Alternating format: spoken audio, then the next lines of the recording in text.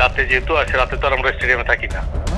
আমরা কি করি, আমরা তো ডাইরেক্টলি এগুলো তো ফিল্ডে যাই না, ওই যারা এই মাটিগুলো সাপ্লাই দেয় আর কি। বিসিবিতে মাটি খেকো ওরা কারা, এই শিরোনামে 2 পর্বের ধারাবাহিক প্রতিবেদন করে স্টার প্লে। তারপরেই নড়ে চড়ে বসে বাংলাদেশ ক্রিকেট বোর্ড।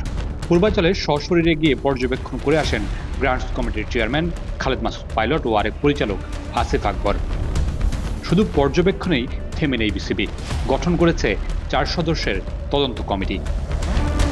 কমিটিতে গ্রাউন্ডস কমিটির কাউকে রাখা হচ্ছে না। নিরপেক্ষ তদন্তের জন্য কমিটির দায়িত্ব দেওয়া হবে অন্যদের হাতে।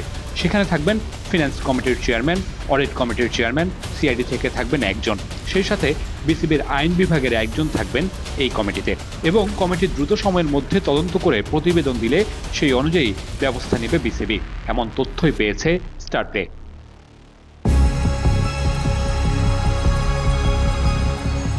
এর আগে পূর্বাচলে 20টি উইকেট তৈরির জন্য 20,000 সিএফটি মাটি বরাদ্দ দিয়েছিল বাংলাদেশ ক্রিকেট বোর্ড, কিন্তু পরবর্তীতে দেখা যায় সেখানে মাটি আছে মাত্র 7,710 সিএফটি, নেই প্রায় 13,000 সিএফটি মাটি।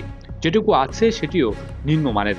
স্টার প্লের অনুসন্ধানে উঠে আসে ন্যাশনাল ক্রিকেট স্টেডিয়ামের মাটি লুটপাট করে প্রায় 30 লাখ টাকার মাটি চুরির তথ্য।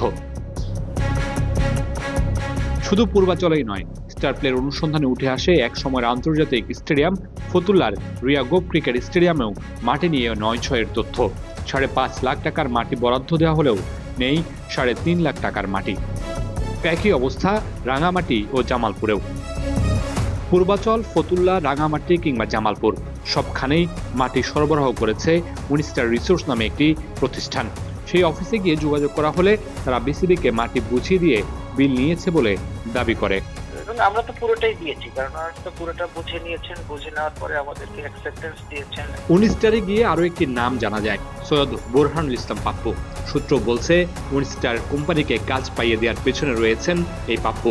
সেই সাথে স্টার প্লের হাতে উঠে আসা কাগজে মাটি রিসিভের জায়গায় নাম আছে 2 কিউরেটর বদিউল আলম খোকন ও বেলালের। হ্যাঁ, আমার সই থাকা খুব স্বাভাবিক, বিকজ আমি ওটা দিয়ে এসেছিলাম। বাট মাটি তো আর আমি বুঝে নেই না, মাটি তো আসে রাতে। এটা তো কন্ট্রাক্টর এটা সাপ্লাই দিয়েছে, এটা তো ঠিকাদারের মাধ্যমে আসে। বিসিবির তদন্ত শেষে জানা যাবে কারা আসল দোষী, কারা ঘরোয়া ক্রিকেটের উইকেট নিয়ে ছেলে খেলায় মেতেছে, কারা তরুণ ক্রিকেটারদের উঠতি ক্যারিয়ারের পথে বাধা হয়ে দাঁড়াচ্ছে, বাংলাদেশের ক্রিকেট কাঠামোকে কারা টেনে হিস্ট্রে আরও নিচে নামাচ্ছে। Mamunur Rashid, Star News, Dhaka.